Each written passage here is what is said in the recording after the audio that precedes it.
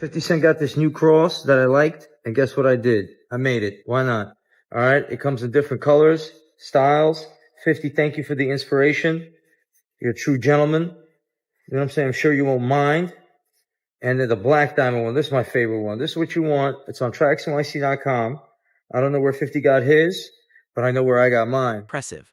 Over 3.5 million Instagram followers, a verified presence, real celebrity clientele, Busta Rhymes, Kodak Black, MrBeast. The man even appeared in Uncut Gems, Adam Sandler's chaotic masterpiece about the Diamond District, playing a jeweler.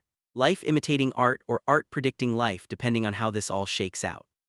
For years, TraxNYC was the move. You wanted a chain with credibility, you went to Trax, simple as that.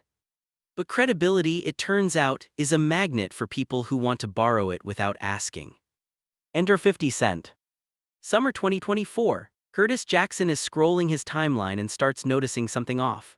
TraxNYC is pushing content, chains, crosses, pendants. There's a block in Manhattan where billions of dollars in gold and diamonds change hands every year. A block where rappers spend fortunes to prove they made it. Where athletes walk in broke and walk out dripping.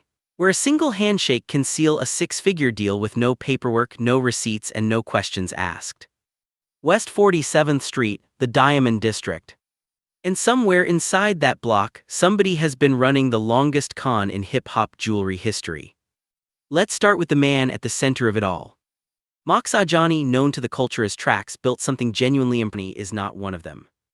October 2024, a federal lawsuit landed, $5 million minimum, trademark infringement, violation of right of publicity. The legal documents were precise. Trax had allegedly replicated a custom piece made exclusively for 50, then used 50's face to market those replicas to consumers who naturally assumed a real connection existed.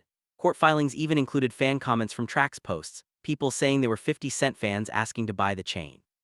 That wasn't confusion, that was the entire strategy.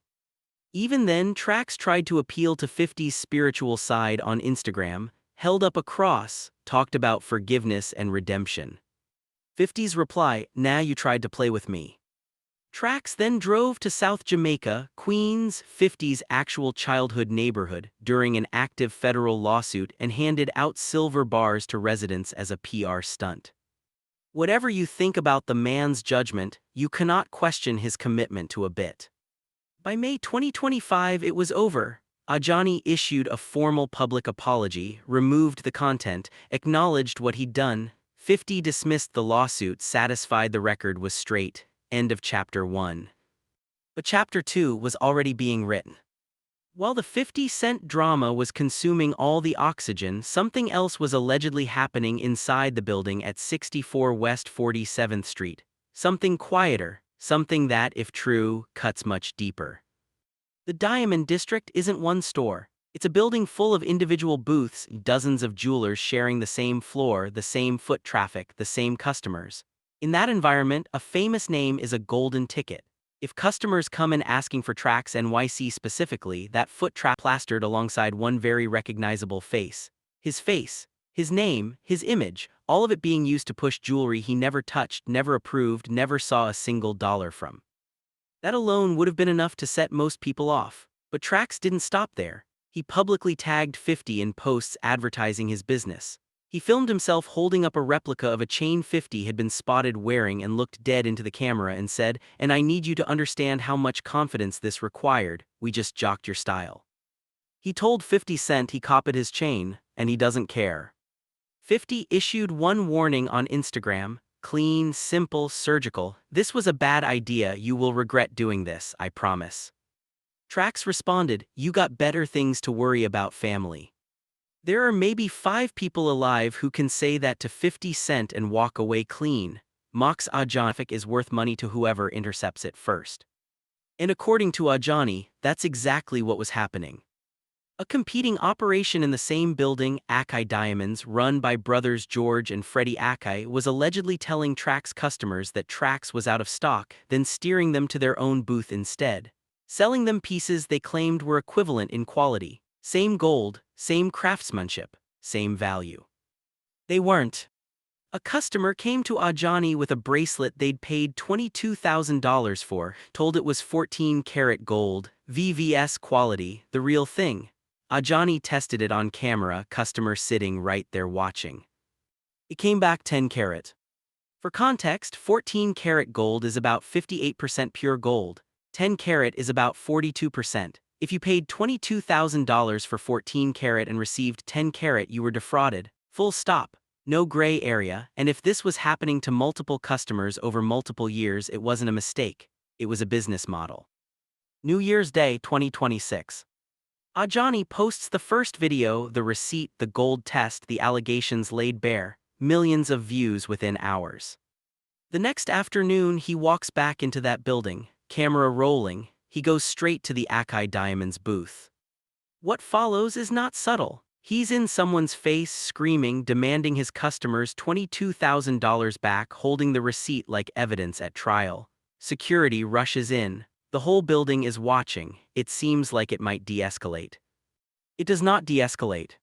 He comes back, and when he does, someone at the Akai booth spits directly in his face. The Diamond District becomes a war zone. By the end of it, Ajani is posting from a hospital neck marks where he says someone tried to strangle him with his own chain, a mark on his head from where he says he was struck. The NYPD assessed the situation, and George and Freddie Akai were arrested and charged with assault. Two brothers, handcuffs, led out of the Diamond District on camera. The footage spread everywhere within hours. Now sit with the irony for a moment. The lesson is permanent. You don't use Curtis Jackson's likeness without a check clearing first. That's just the tax on the audacity. TraxNYC is heading into new legal territory, this time as the plaintiff, suing Akai Diamonds for alleged fraud and the assault that put him in a hospital on New Year's Day. The Akai brothers are facing assault charges. Their reputation in the court of public opinion, at least, is already decided. And the Diamond District will never quite carry the same mystique again, because now the whole internet knows the kind of game that allegedly gets played inside those booths. The fake gold, the name-dropping, the bait and switch, the hustle dressed up as luxury. The streets always knew, now everybody knows. If you've ever bought jewelry from that block or anywhere promising celebrity-endorsed quality, there's one thing worth doing. The man who used 50 Cent's image without permission to sell his product allegedly had his own image used without permission to sell fake product. The con came full circle. The game doesn't forget. But the bigger question, the one the culture hasn't fully reckoned with yet, isn't about Trax or Akai or even 50 Cent. It's about the system that made all of this possible. Hip-hop jewelry culture is built on a simple idea. The chain proves the come-up. What you wear signals who you are, what you've accomplished, where you stand. That cultural pressure, that need to be seen flexing correctly, creates enormous demand. And enormous demand, when it runs up against zero standardized accountability, creates the perfect environment for fraud. Nobody checks the gold. Nobody verifies the carat weight. You hand over $22,000 cash, you take the piece, you post the photo, and you move on. The chain looks right. The jeweler's name sounds right. That's enough. Until it isn't. Ajani, for all the chaos surrounding him, did something almost no one in this industry has ever done. He brought receipts. He ran the test on camera. He put the evidence in front of millions of people and said, this is what fraud looks like, not in a courtroom, not in a legal filing, on Instagram in real time where the actual consumers could see it. That matters, because the people most vulnerable to this kind of scheme aren't the 50 Cents of the world. They have lawyers and teams and resources to protect themselves. The most vulnerable people are the regular fans who saved up to buy something that connected them, even symbolically, to the culture they love. Those are the people who deserve to know. So where does it all land? 50 Cent protected his brand. His name is clean. The lawsuit is closed.